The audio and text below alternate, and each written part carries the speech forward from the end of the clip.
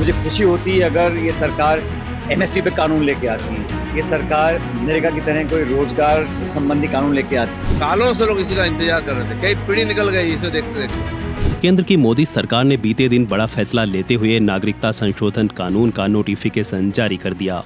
लोकसभा चुनाव से पहले केंद्र सरकार का यह बड़ा फैसला है। इसके तहत अब 3 पड़ोसी देशों के अल्पसंख्यकों को भारत की नागरिकता मिल सकेगी, जिसको लेकर कांग्रेस और बीजेपी आमने सामने आ गए हैं। मामले को लेकर कांग्रेस नेता सचिन पायलट और बीजेपी नेता दिलीप घोष ने क्या कुछ कहा, सुनिए।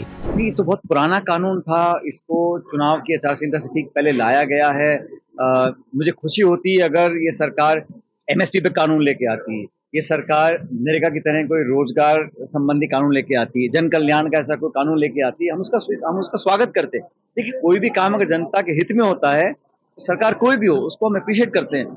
लेकिन ये जो किया गया है ठीक पूर्व संध्या पे चुनाव के, ये कहीं ना कहीं इसमें ध्रुवीकरण करने की कोशिश मैं समझता हूँ केंद्र सरकार की रही है।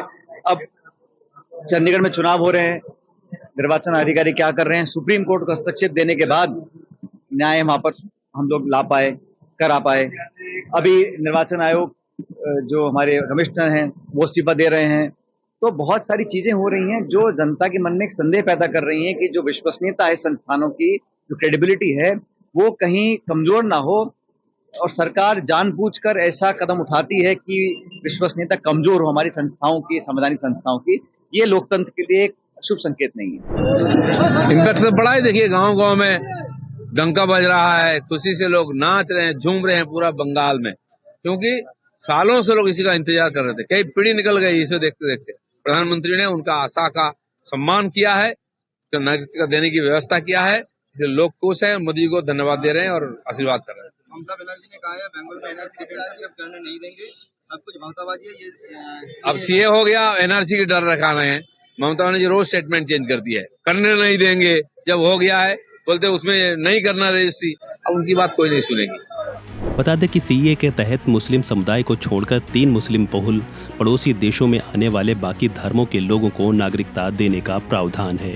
केंद्र सरकार ने सीए से संबंधित एक वेब पोर्टल तैयार किया है, जिसमें 3 मुस्लिम बहुल पड़ोसी देशों से आने वाले वहां के अल्पसंख्यकों को इस पोर्टल पर अपना रजिस्ट्रेशन कराना होगा और सरकारी जांच पड़ताल के बाद उन्हें कानून के तहत नागरिकता दी जाएगी।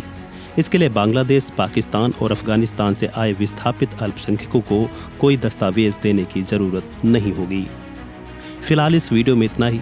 खबरों से जुड़े अन्य अपडेट्स के लिए बने रहें वन इंडिया हिंदी के साथ।